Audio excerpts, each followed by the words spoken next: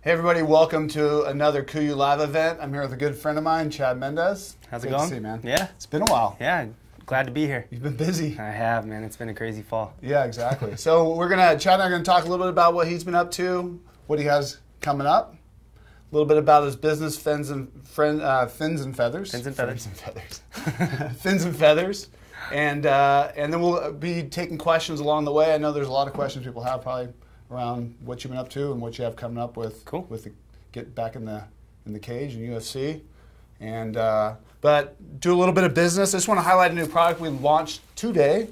The new bino harness system that we have, and made some nice changes to the existing bino harness, really to accept some accessories in a way that allows you to carry things and switch things out pretty efficiently. Just a couple changes that we made to the system. We added our spacer mesh that we use in our pack, just to really add breathability when it lays up against your chest. It's the same spacer mesh we put on our shoulder straps. And then we added hook and loop on the bottom of the bino harness. And this allows for our rangefinder, the new rangefinder that came out with the hook on the back side of it. You can attach it now right to the bottom of your bino harness. It's a great place to carry it. It's what I like versus putting it on the side, easier access. And then you can switch it out. And then when I'm rifle hunting, and I don't need a rangefinder like I do when I'm bow hunting, I use the one on my binoculars. It's a great place to carry your bullets. That's cool. Yeah, I'll get you one of these. Yeah, I need one of those. Yeah, you do. You do. So take a look at that. It's out on the site and launched today. Nice. So you had a heck of a year. Oh, dude, it's been crazy. Most importantly, I just got married. I know. So to an amazing girl. I've she's gotten awesome. to get to know her. She's, I don't know what lies you told her. But keep telling I got her. Yeah, exactly. And when you guys just got married this summer, right? Yeah, it was August 5th, and I had to make sure it was right before hunting season. So we're timing so bad. I got married on the 18th of July for the same reason. Yeah, oh yeah. I mean, we got to plan it, right? Of course, yeah. Of course. Well, congratulations. Yeah, thank you. That's awesome. Yeah, it was fun. So planning all the Finz and Featherz trips and a lot of my personal hunting trips, I've just had to keep in mind the wife is at home, Sure. But I mean, she's pretty understanding, and it's been a damn good year. It's a challenge. I mean, yeah. I run the same thing, work-life balance, you yeah. know, and I've got kids.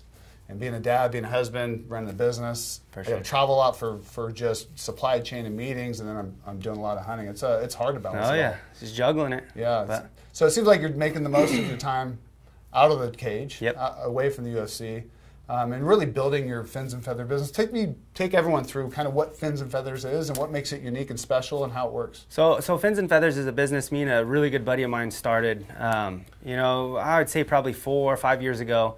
You know, we started coming up with some type of ideas. I know I can't fight forever, so yeah.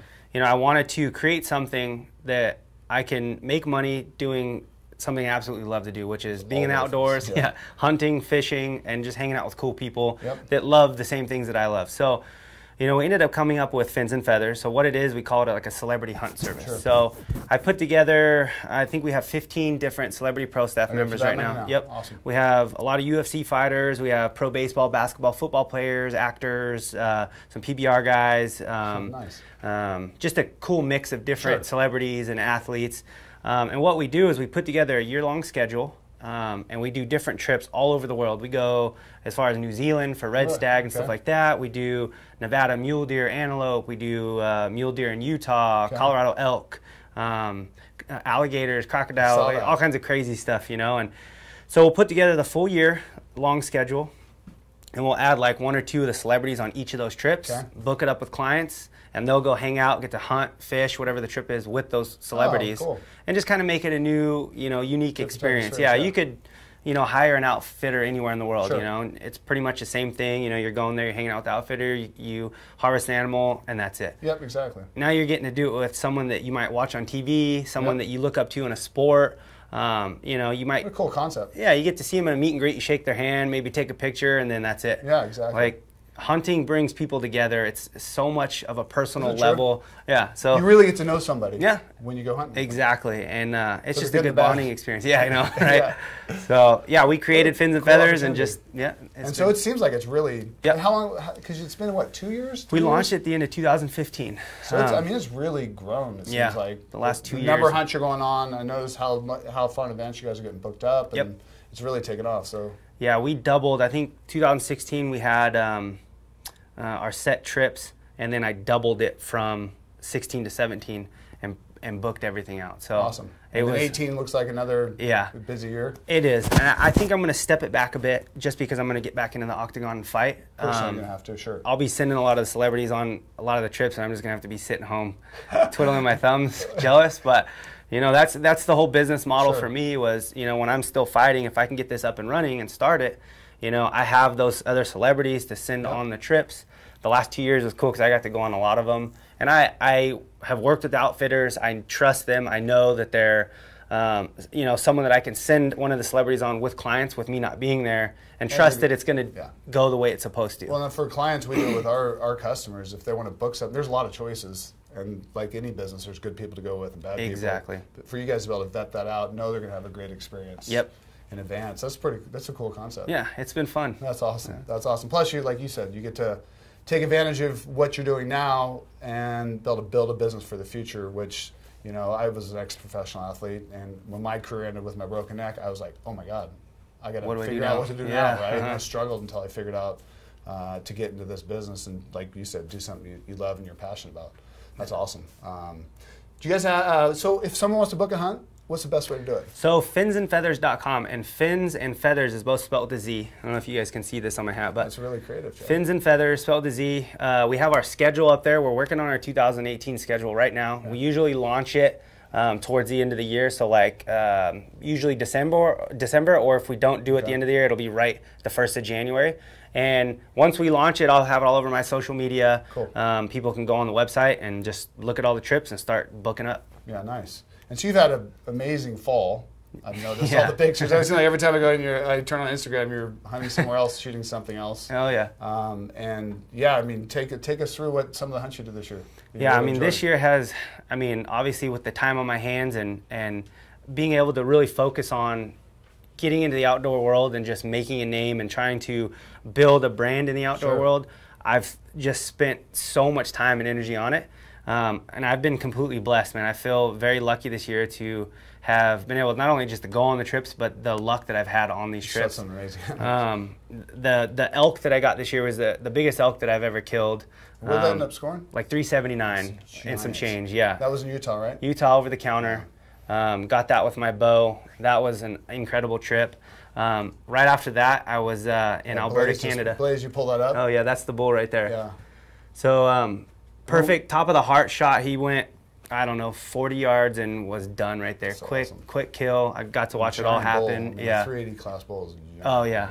And so we got the freezer full of all the elk meat, which I absolutely love to. That's another thing that I love about being able to hunt and being an outdoorsman. You know, having the freezer. I have two and a half. I have a fridge with the freezer up top, but 2 full freezers full of meat. And through my training camps, I mean, I basically live off the wild game that I kill. I create awesome new recipes, like look stuff up that I can kind of copy the same thing with a beef recipe and just add ground elk or elk steaks. I love it, man. That's like I live for it. It's lean, it's healthy, it's it's true organic free range. You pay a lot of money for it, but even better. Oh, exactly. So the Utah trip was awesome. Then I went to Alberta. So I've been wanting to do a spot and stock archery Alberta hunt for a long time now. I have too. I haven't done that. Oh, dude, it was awesome. Was it? A lot of deer too. A lot of deer. There's actually a lot of elk. We saw a lot of moose.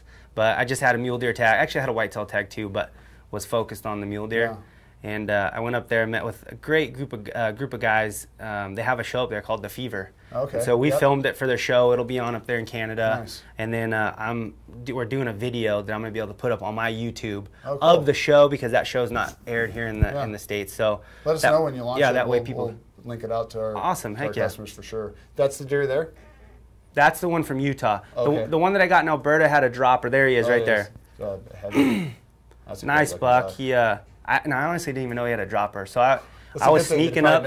I was sneaking up on these deer that we had spotted a ways away, and they were bedded up next to like a little tule patch in a cut canola field. Okay. So there's like nothing to hide behind. I went to the Eastern Plains of Colorado last year. It's tough. Out there. It's tough. You're like belly crawling and just sneaking. Really creative on how you live in. And I actually thought they were up and over another hill, so I'm being quiet, but not like scanning as much as I should have. And I'm like just watching where my feet, I'm stepping, I'm being quiet, I'm stepping over these, you know, big cut canola lanes, and I step over and I look up, and like 40, I think it was 47 yards, that buck is laying there just staring at me like, what the hell are you doing? Yeah, exactly. So I'm like, oh crap. And I didn't even know what he was. I just could tell he was a good buck, looked like a mature deer. And so I range him, 47, clip on my release, pull back, and he stands up and he's staring straight at me. And I'm like, I can't take this shot. I'm just sitting there waiting. And I have my cameraman that's over the top of me, probably 30 yards behind me. And he's just on me because he can't even see the deer. Yeah. And I wait, and as soon as this deer turns broadside, hammered him, and you see the buck run out in the screen, like with me standing there watching him, and then the buck tips over, and I just like throw my hands up. That's awesome. It was pretty cool footage, yeah. That's so I love spotting and stalking mule deer. It's what I grew up doing. It's so fun. In California and in Nevada. It's something about big mule deer that's just different. Oh, yeah. I mean, even the sheep hunting, the mule deer to me is just a different species, especially with the bow in the hand. Oh, yeah. That's awesome. It's the horn porn. I can't handle it. I know. And they taste damn good, too. They do. No, that's cool. Great to hear the business is progressing the way it is. It's not surprising. I know how hard you worked at it, and I know how much you love it. And that's usually what leads to something being successful, is the person driving their love and their passion towards it. That's awesome. I agree. So we've got UFC's come back into your life this next year. Yep. What do you think? What's timing wise and kind of what do you know at this point? So we'll be back in the octagon either end of May or beginning of June is what we're shooting for. I don't know. How long has it been since you've been? Since you took little over 2 years. Is what it'll be. That's probably because when you stepped out, you were 31. 30. 30. Sorry, I was 31. 31, right. and you had talked to me about it. Like at that time in your life, you're like, God, I've been training since I was 8. Five. Since you were 5. Dude, that's like my son, right? Yeah. Then you were a collegiate wrestler, and then you got into UFC, and it's been most of your life. I think it was like 20 and like 24 years or something. I'd never taken a year off. Yeah, like always. From 5 years old, there was never off time up until. That is a long time to be committed to athletics, and that type of athletics is just so intense and so hard on your body and your joints. And I know you talked about, God, I'm kind of going through a stage where I'm not feeling it. And the break, good mentally? It's got to be great. I know it's great physically, but it's got to be good to get out. And do you feel kind of recharged and remotivated at this point? Yeah, I think both mentally and physically it's been so great for me. Just being able to step away from it, let my body heal. I had bumps and bruises, broken the tops of my foot.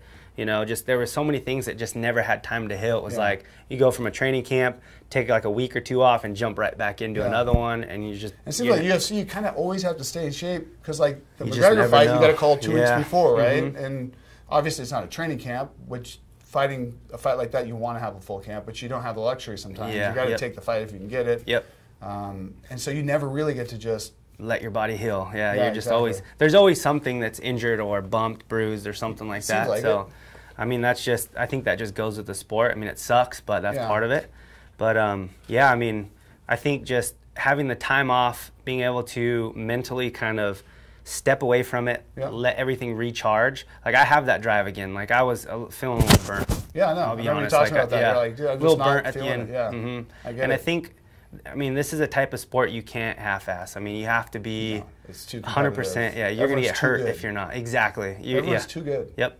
So I think taking the time off, getting Finz and Featherz up and running, I have the comfortability now of knowing that business is up and running, and I have something, no matter what, to fall back on, and being able to have that confidence to where you can go in there and just have fun. You go through a training camp now, you have fun, it's not so much pressure on you all the time to, I have to win, I got to make these pennies, and so it's just, I think it's going to be a completely different Chad Mendes, and I'm excited to get back in there. Yeah, I know. I can't wait to see it. Yeah. I can't wait to see it. Yeah, it's going to be awesome. I know I'm excited about it. I know a lot of people are excited about it.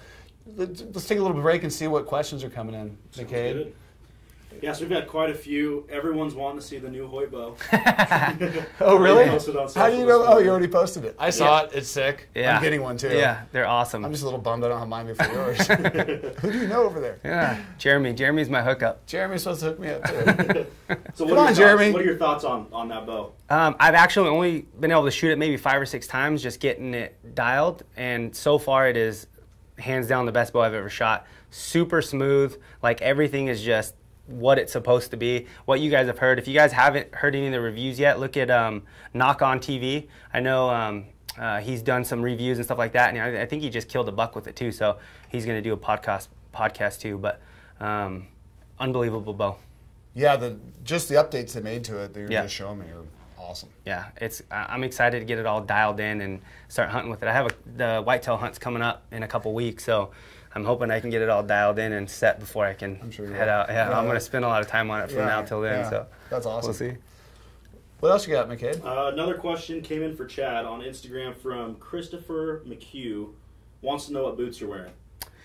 These are Ariat boots. Super fancy. Oh, yeah. I didn't know you guys could even see those. Let's zoom in on those. That's cool. They're nice. Well, these are ostrich. Nothing but the best. That's right. Look at those things. I need a pair of those. Yeah, they're nice. I wish I would have went the wide. My foot's a little tight in there. What size are those? Those 12? No. 13s? If he thinks that's what size they are, I'm not even going to tell him what they really are. Whatever, come on. They're a 9. That's not as bad as I thought. I thought it would be like 6s. Sorry. Come on, dude. Oh, man. Well, don't make you stand up me next year. You don't want that. What else we got? Josh Redman asked, what's been your favorite hunt this year? Oh, man, that's a tough one. I've had quite a few really fun ones through Finz and Featherz, just being able to hang out with all the clients and like do those. We just had that big mule deer hunt in Utah. That was actually one of the photos you put up, the big wide tall buck. We had, I think we had 10 shooters on that trip, and it was unbelievable. Everybody tagged out but one guy who was just being super, super picky. Not that he couldn't have, but just didn't quite see what he wanted, and then when it came down to the moment of truth, he might have missed a couple of times. So we don't want to talk about that. We won't talk about that. But so you were hunting where in Utah? That's like open kind of field stuff. Yeah, that's southern Utah. It's Monticello. Okay. And those, so a lot of it's like cedar patches, a lot of sage brush, and then you'll have some ag fields here and there. And, so they're going hitting ag fields, and then they'll go bed up either in the sage, where they just completely disappear, which is crazy. It'll be like sage is tall, and they lay down and they're gone. Yeah. Or those cedar patches. And when I killed him, I actually bedded him up right at first light, going in one of those cedar patches, and I sat on him all day long, and they ended up coming out in the evening. And he came out at like 900 yards, and I just didn't have a shot. Had to back out and come all the way around, and ended up belly crawling into 220 yards, I think is what it was. Really? And ended up getting him there. Nice. That was cool. Nice. This question here's for Jason. Came in from... Oh, I got a question. Yeah. Thanks. Got it, bro. Kind of hard. I get it. I come on there all the time. Yeah. They asked, can you elaborate on the seamless or stitchless technologies Kuyou is working on? I think that's coming from your video that you shot in Japan recently. Oh, the welded seam technology. Yeah, that's a project in development. It's a factory that really has over there to see their capacity, the different things they can build. We're working on some cases for electronics, cameras that are completely seam sealed through that welded technology with waterproof zips that can be submerged in water, that can handle moisture, and they're light and streamlined. Compared to what's out there right now, there isn't the type of designs out there that I think really solve some of the problems that we're bringing, like we deal with when you're bringing cameras to go film in the field and dealing with the type of conditions we deal with. And like Paul Bride's gone through 4 different cameras over the 5 years that we worked together, and he's shooting the really expensive DSLRs. Things aren't cheap, yeah. No.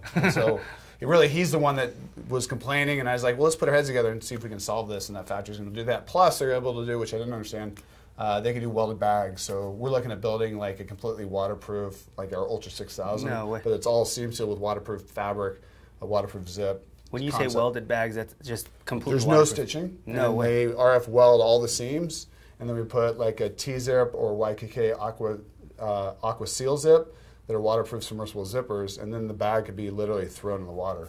life So if you're doing float trips, you're hunting really wet stuff, it won't get wet. And That's we cool. can do dry bags and all sorts of really cool stuff out of the factory. Nice. So stay tuned. It's the type of technology we've been working on finding the right partner on that. This question came in from Facebook from James J. Reese, and he asked, James? why not sell the products on the Kuyou World Tour? We've had that a lot, you know. You've seen the World Tour Oh, of the yeah. truck, and for us to manage that amount of inventory would require an entire another semi, and then refilling while that thing's out on the road. I wish we could carry all the inventory, carry all the sizes, people come in and walk out with it. It could be like a true, like our store here, but it's just not, you know, logistically reasonable or possible. And so we treat it like our trade shows. You've seen the response to our booth at trade shows. It's a mob scene because people want to touch it, feel it, try it on. And this is that opportunity, but we're taking it to people's towns. So I wish we could, and I wish we could even have T-shirts and hats, guys, of us that, but it's just impossible. I got a question. So as far as the East Coast goes for Kuyou, are you guys going to start venturing as far as that direction? Yeah, so it's a good question, and you know, this year we want to hit our core market, and really test the truck and make sure we had a lot of success with it. And then we're going to do a full financial analysis of it. In fact, next week we're doing it, looking at what we learned from this year on the tour. And then my goal is to push it east, right? Gotcha. That's where the customers don't know about Kuyou. That's where people want to learn it, learn more about the products and the brand. Out west, we've done a really good job in this market, obviously. As you've seen when you go, a lot of people wearing Kuyou, which is awesome. Yeah, I've had a few clients that are from the East Coast that come to one of our trips just completely decked out head to toe in Kuyou. They're like, dude, we need some stuff, some love out there. And I'm like, I'll ask them. I'll see what. And we're working on it. I mean, we know that market we've done a poor job as far as bringing our product out there, doing trade shows out there with the mobile showroom. You just got to start somewhere. I mean. Yeah, I mean, I always believe building a brand, you got to start with your core, which is the West and what we build it for, the mountains, and then. You know, the guys out east are all coming west to hunt. They all want to hunt the mountains. We just need to do more about bringing our marketing and our products out there. We are. Cool. Good question. Do you have any others, Chad? That's it. That's all I got. That's all you got? That's it?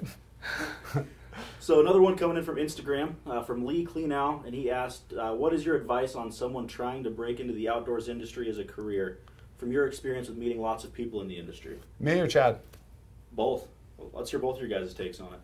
I mean, I'll let you start that one. Yeah, That's a good question. I mean, I'm actually still trying to break into it and do the same thing. Some of the main things I've focused on are obviously representing brands in a positive way. You'll get a lot of these guys that, you know, when it comes to hunting, you'll see a big buck on the other side of the fence that, you know, I got to kill that because it's going to be a cool post or something like that. You cannot be doing that type of stuff, and you get guys that are just making bad choices. And once you get in the habit of doing that and you become that face, you're done. Yep. So I think just representing hunter, you know, outdoor brands, everything in a positive manner is key and huge. I also think for guys like that are representing brands, it's representing brands they would use regardless versus what they're getting paid to use. And I think that's been we don't have a pro staff here, and that's a primary reason is pro staff, to me, a lot of guys, it's where the industry started, and it was great, but they lost their credibility because one year they're promoting Nikon, next year they're promoting this brand or that brand, and you'd say, well, what's the best? Because last year you told me this is the best, and now you're over with this brand, now you're over this brand. And being true to the brands you and building a relationship that lasts a long time, because it's the brands you would use regardless. Exactly, they're great. Ultimately, that's what it comes down to. Is if you're using a brand, you're using a product, but it's something you absolutely hate. I mean, there's no point in, like you said, now it's just becoming. Use the brands you use anyways, exactly. Right? Like Hoyt. I mean, you know, who wouldn't want to shoot a Hoyt? Exactly. Right? If you get Hoyt to sponsor you in the process, even better. Yeah, that'd be great. And as far as building, you know, getting into the industry, you know, it's a great industry. One of the things I love is the customers, what we get to do, the products we get to build. Is you're really defining on what you would like to bring to the industry, what interests you, whether it's marketing, whether it's product design, whether it's you know, some aspect in your business career that you think you can add to this industry and help a brand become more successful. And you know, going and becoming an expert in that, and then bring it to a company and build your way into it. And it's a hard industry to break into at times because so many people want to be part of it. So many people want to be involved with it because they love hunting. Yep. You know, and I think it's becoming an expert in something, and then just never giving up that opportunity, that dream to finally break into it, and just like anything, something you want to do in life, as you know, it takes a lot of work to get there. Oh, it does. None of it's easy. You got to have the passion, the love, and the drive for it, and then you got to put the work in. And then it's so much better than just getting a paycheck. Yeah, for sure. So this one's been asked about 15 times during the live feed. Youth gear. I know we've covered it before. Yeah. So I developed a youth line primarily because of my son. He was like, Dad, I can't somebody else's stuff. Right? And we're working on when the timing is going to be with that. I was hoping to have it out this fall. We've delayed it again. We're looking at slotting in at some time, hopefully next year. And it really, for us, it's making sure that we can stay in stock in our current inventory and our key inventory that drives this business, and then add incremental segments within this business. And right now, we are just really dumping our money into the inventory that drives Kuyou. We will be adding youth. We'll be adding a full line of youth. It's just got to make a lot of business sense around when we do it, and we can only spend X amount of dollars a year on inventory. And I got to make sure that our core user and our key products to outfit those people are in stock before I add in other lines. And it's coming though. My cash won't let me not take it to market. So hang tight with it, and we'll keep you updated. So he's duck hunting now too, huh? Yeah. Yeah, that's so cool. Did he kill 3 mallards the first time Dude, out? that's so I was awesome. a terrible dad. I didn't even take him out and teach him how to shoot a shotgun, like shoot clays or anything. Just first day out. And it started with I couldn't get the gun up, then I couldn't get the gun, the safety off, and then a couple hours of going through that process Just with clicked, him. and there he goes. Shot 3 mallards. Dude, that's awesome. And then 2 that's more so next cool. day. He's like, this is the most Proud fun dad ever. moment. Yes, it was. He had a big weekend. He won his tournament Friday night. That's cool. Yeah. That's cool. Here's another question for Chad. Came in from Billy Bolton, and he asked, Chad, have you ever been Coues deer hunting in Arizona or Mexico? I have not. You know, that's definitely something I've thought about doing quite a bit. Yeah, everyone says it is unreal.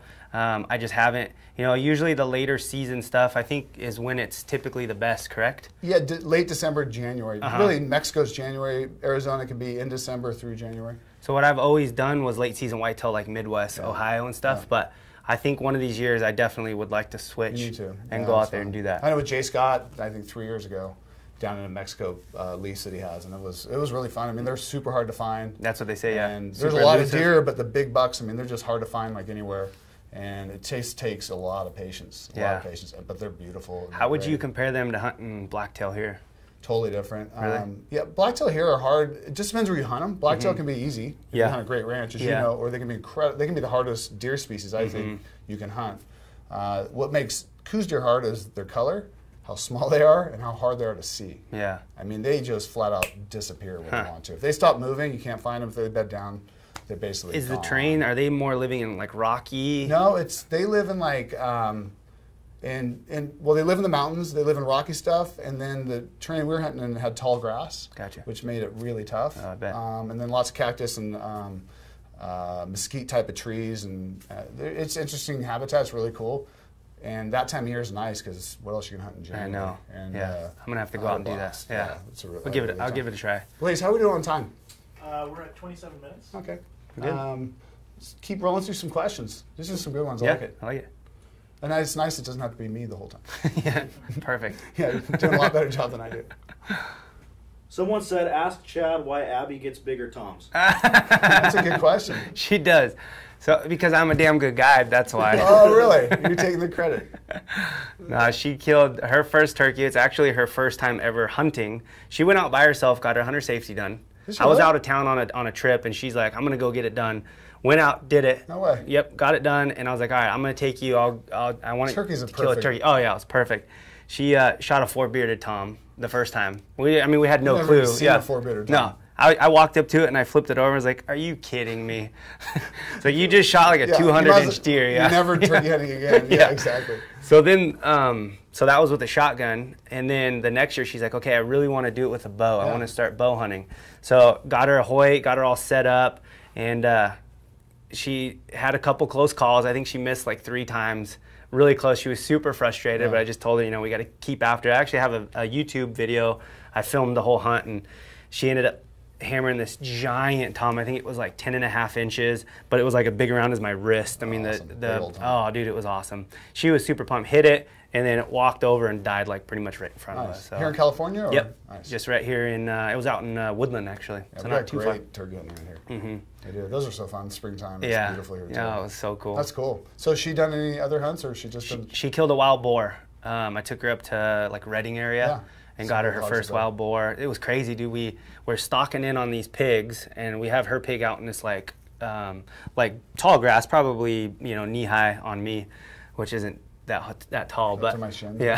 So we're sneaking in on it, and all of a sudden a buck comes running up at us, and we're like, what the hell? Like, it's running towards us, and it stops and looks back, and we're like, what the hell is this thing doing? And then it takes off running towards us again, gets like 10 yards from us, and finally sees us and bolts.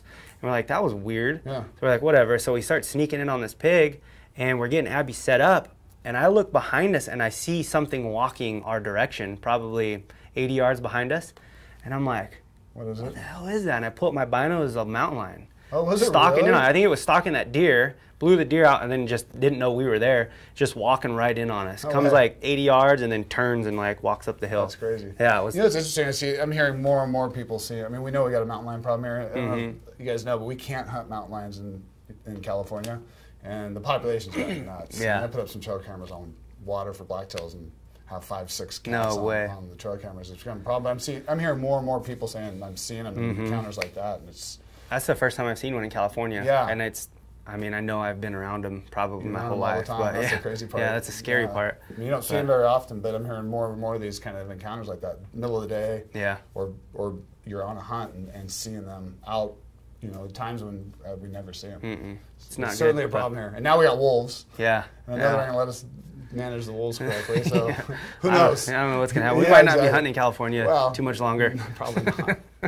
The Democrats, the liberals have their way.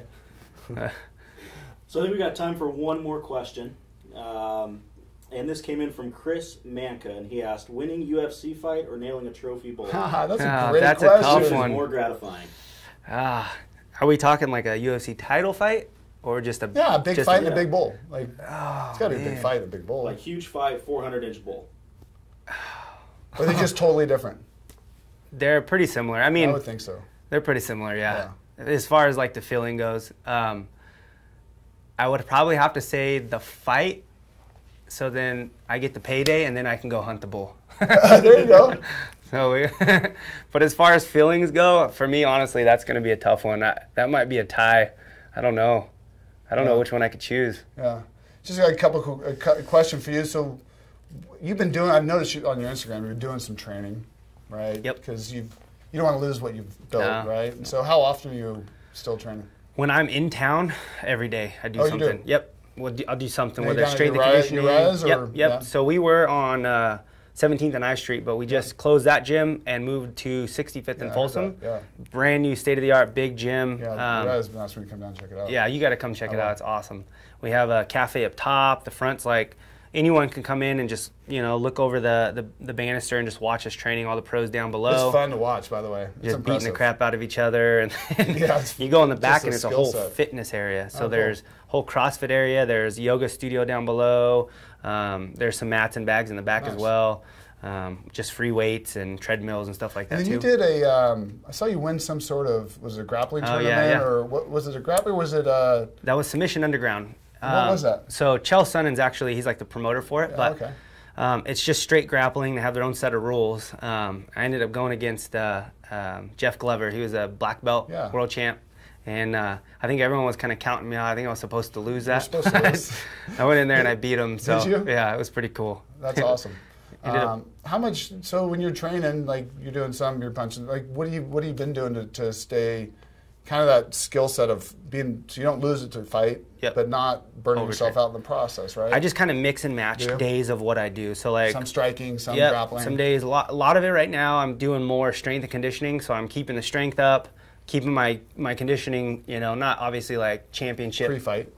But not to where I'm just like a fat slob, So I keep that up, and then I'll mix and match. So one day I'll do just like maybe mitts, so it's just straight boxing. I'll do pro practice where it's kind of a mix of everything, just wrestling, jiu-jitsu, just kind of mix and match and bounce around day to day. And then how far in advance training camp start? Typically 10 weeks out is when 10 we weeks. start buckling down. 8 to 10 weeks, it depends. But yeah, that's when it's And just is that balls like to the wall. there all day doing different things? Yeah, I Try mean, not to burn yourself out. yeah, not to get that- hurt, but ramp in on fitness. Yep. The toughest part is not getting burnt out because you got so many different things you have to train. So you need the cardio, the strength and conditioning stuff. You still have to work your wrestling, so you got to do a wrestling workout. Boxing, you got to do boxing workouts. Kickboxing, the jiu-jitsu, and then it's crazy basically all the pro for this press. much, You have to spar too. So it's like there's so many different aspects to it that you have to train and stay sharp on, especially this day and age in the sport. But you just got to like fine line of, okay, I know this is the second workout of the day. My body's feeling a little run down. Tomorrow I'm maybe going to do one lighter workout or two lighter workouts, and then you just got to kind of play it out throughout your weeks. But and how much of the camp do you adjust based on who you're fighting? Like, do you go, this guy's, he struggles with ground game, so we're going to focus on that, or do you just always work it on your all around, like all of it? You typically do everything, but like we'll watch video and tape on a guy. If we see his weaknesses or what his strengths are, we'll just mix and match like the training. We'll put more, say he's like a really good jiu-jitsu guy. We'll work a lot of jits, and then maybe his stand-up's weak, so we'll work a lot of stand-up knowing that we're going to take advantage of that. Yep, kind of sprawl and brawl type stuff, Just don't let him get us to the ground and just beat the crap out of him. Such an awesome sport. I'm so glad I don't do it. It's so fun to watch, though. Oh, we're I don't crazy. know how you, like, when that cage shut, I'd be like, oh my God, I'm so scared. There's times where that cage closes and you're like, what the hell's wrong with me? Why did I get myself into this for? Jeez, and then you just get in there and brawl. But that's awesome. It's fun to watch. I can't wait to see you get back in there. I can't wait. Well, hey, thanks for logging on today, Chad. Always good to see you, man. I'm so glad you're doing well. Don't surprise me. It's great to see you again. Thanks for having me. And another great Facebook Live and Instagram Live. And thanks for everybody taking the time today and tuning in. Thanks, guys. More flattering than people that was cool. listening to you and I talk. Right? All right. Sorry about that. See you next week. See ya.